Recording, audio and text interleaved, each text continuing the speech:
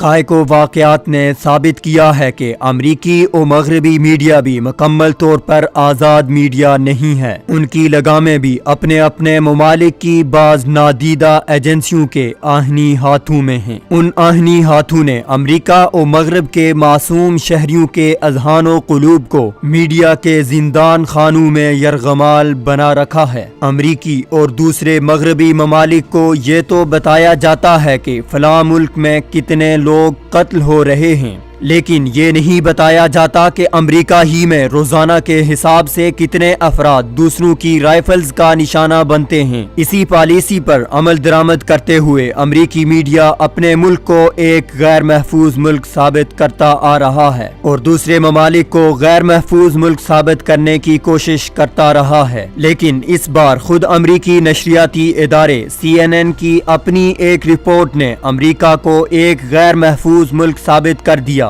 واضح رہے کہ امریکی صدر اور CNN میں خلفشار پیدا ہونے کے بعد ٹرمپ نے اس کے متبادل دوسرا چینل لانچ کرنے کا عندیہ دے دیا ہے۔ CNN کی ایک تحقیقاتی رپورٹ کے مطابق 2017 میں امریکی ریاستوں میں بندوق سے ہلاک ہونے والوں کی تعداد 39,773 ہے، جن میں سے 23,854 افراد نے خودکشی کی۔ قبل ازیں امراض پر قابو پانے کے لیے احتیاطی تدابیر پر کام کرنے والے ادارے ونڈر کی تجزیاتی رپورٹ سے بھی ان اعداد و شمار کی تصدیق ہوتی ہے، اور حال ہی میں انسداد اسلحہ سازی اور جرائم کے لیے کام کرنے والی NGO کے اعداد و شمار نے بھی اس رپورٹ پر مہر ثبت کی۔ ہلاکتوں میں مسلح شخص کے اپنے اہل خانہ کو قتل کرنے کے بعد خودکشی کرنے کے واقعات سب سے زیادہ ہیں، اور اگر رنگ و نسل کی بنیاد پر ان واقعات کا تجزیہ کیا جائے تو 40,000 میں سے 24,000 سفید فام لوگ ہیں۔ خودکشی میں بھی سفید فام کی تعداد زیادہ ہے۔ چوری، رہزنی اور مختلف حملوں میں 109 شہری ہلاک ہوئے، جبکہ اسکولوں میں ہونے والے حملے اس کے علاوہ ہیں۔ اسکولوں میں ہونے والے حملوں کے محرکات میں بھی زیادہ تر ذہنی امراض کا عمل دخل رہا ہے، جبکہ شکاگو میں کچھ واقعات گینگ وار کے بھی ہوئے۔ امریکی معاشرے میں اسلحے کی فراوانی اس دہشت گردی کا سب سے اہم سبب قرار دیا جا رہا ہے۔ اسلحہ ساز کمپنیوں اور اسلحہ کے شوقین افراد کی بااثر تنظیم نیشنل رائفل ایسوسی ایشن کا کردار بھی بڑا مرکزی ہے، جو ہر شہری کے اسلحہ رکھنے اور اسے آزادانہ لے کر گھومنے کے حق کو آزادی رائے یعنی دستوری ترمیم نمبر 1 کی طرح ایک بنیادی حق قرار دیتی ہے۔ یہ یہودی لابی کی طرح کی ایک مضبوط لابی کا کردار ادا کرتی ہے، جس کے اثرات کو 2-2.5 صدیوں میں بھی کم نہیں کیا جا سکا، حتیٰ کہ سپریم کورٹ نے بھی دوبارہ ہر شہری کے اسلحہ رکھنے کے اس حق کو تسلیم کیا ہے اور اس پر ہر پابندی کا راستہ روکا ہے، جس کا نتیجہ یہ ہے کہ 33 کروڑ سے زائد آبادی والے امریکہ میں 30 کروڑ کی تعداد میں مہلک ترین اسلحہ عام لوگوں کے پاس موجود ہے، اور تحقیقی اداروں کی رپورٹ کے مطابق آبادی کے ہر 100 افراد میں سے 90 کے پاس اسلحہ موجود ہے۔ یوں امریکہ دنیا کا سب سے مہلک ہتھیاروں سے بھرا پڑا ملک ہے، چونکہ ایسے گھرانے بھی بڑی تعداد میں موجود ہیں جن میں کئی ہتھیار ہیں۔ اس لیے یہ بات کہی جا رہی ہے کہ عملاً آبادی کے 40% گھرانے پوری طرح مسلح ہیں، اور امریکہ کی 50 میں سے 48 ریاستوں میں اسلحہ لے کر کھلے عام پھرنے کی آزادی بھی ہے۔ رائفل، بندوق اور پستول کے استعمال سے سال میں اوسطاً 1 لاکھ افراد زخمی ہوتے ہیں، اور نجی دائرے میں استعمال ہونے والے اسلحہ کے ذریعے مرنے والوں کی تعداد اوسطاً سالانہ 12,000 سے زائد ہے۔